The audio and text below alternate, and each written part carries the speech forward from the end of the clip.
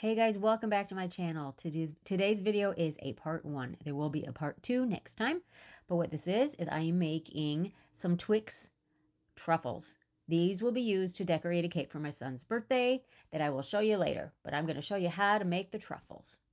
First things we're going to do is I'm using this Ghirardelli dark melting chocolate. I find that it works just fine for making truffles. You can temper your chocolate if you want to, but I have had horrible luck with it. So I have found that this chocolate actually works very well. It might not have that snap that a tempered chocolate has, but it is very good. It's just fine. So I actually also made these the week before I needed them. So you can freeze them, and that is nice also. So basically what I did was I melted my chocolate in 30-second intervals until I got all of the little bits blended in. And I'm using my silicone molds. I have these half sphere molds and I have a complete sphere molds. The complete ones are smaller a little bit, but I like to mix the two together. And you pour your chocolate in, and I'm using a spoon to pull it up to the top of the mold. That way you're making sure you're getting full coverage on the sides, because sometimes if you don't do that, you will have like thin edges on the top of the mold, which actually is the bottom of the mold. And I fill them almost all the way up, and I turn upside down and empty out the excess. And then the reason that I put them upside down on a silicone mat is so that gravity will help bring that chocolate down to the bottom instead of settling just on the top. So you don't have that a really thick section on the top of your truffles. It disperses the chocolate a little bit better. But you do want to make sure that you get this excess out. And I find that just using a tool to scrape the excess off the edge works great. I'm going to put them into the freezer to firm up while I get to the next step. I like to do the shells first because that way they are just ready to go when I need them. To make the caramel filling, I will have the recipe in the video description, but it's basically just sweetened condensed milk, some of the caramel bits, and some butter. This is a thicker caramel filling. It can be used in cakes. In fact, I just used it in my upside down pecan pie recipe, or upside down pecan pie cake recipe. That video was the last one. If you want to go back and see that, I highly suggest seeing that. But this is the same recipe, and you just melt them together. Now, as it sets, it's going to thicken up. And it thickens up pretty good. Like, it's pretty thick. It's not exactly the same as a homemade caramel, but there is a place and a purpose for each one. And I use this one a lot because it's kind of foolproof, and it works for the things that I need it to work for. So I'm just going to put it into a glass measuring bowl and set it to the side while I get on to the next step. Now, since this is Twix, you have a shortbread crust or cookie in your Twix bars, right? So I decided I could have made some shortbread. You know, if you want to be from scratch with everything, that's great. You can just make your shortbread and then cut it out into the disc that fits the size of your sphere molds.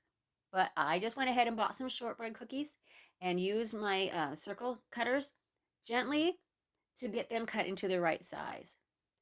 And keep those scraps because we're going to use those later. Don't get rid of the scraps.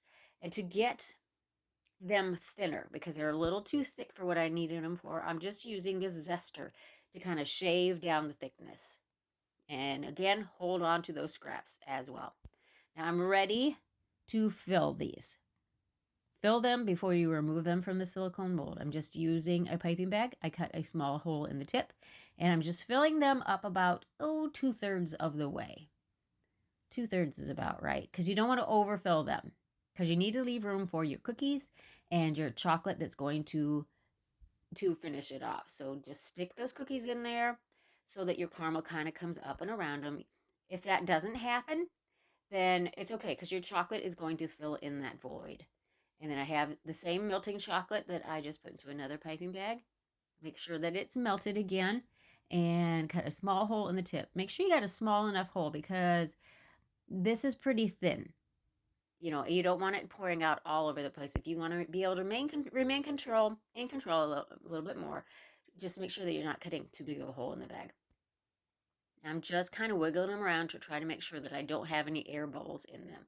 And then using a scraper to remove the excess. Now, if you don't get all that excess off right away, right at this point, that's okay, because once you pull it out of your freezer, you can kind of scrape away the excess also.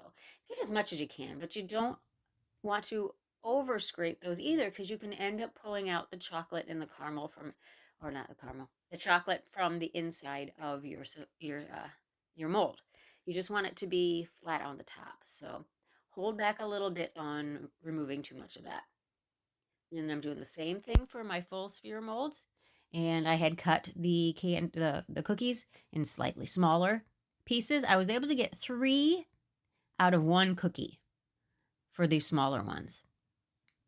I like to kind of plan ahead and make sure that you're cutting them small enough. Like, just hold your cookie cutter up to your opening and make sure that it's got enough that it's going to fit in, but not be too small also. And I'm just removing a little bit of the excess. That mold is kind of hard to scrape the excess off because it's a little thin on that top part there.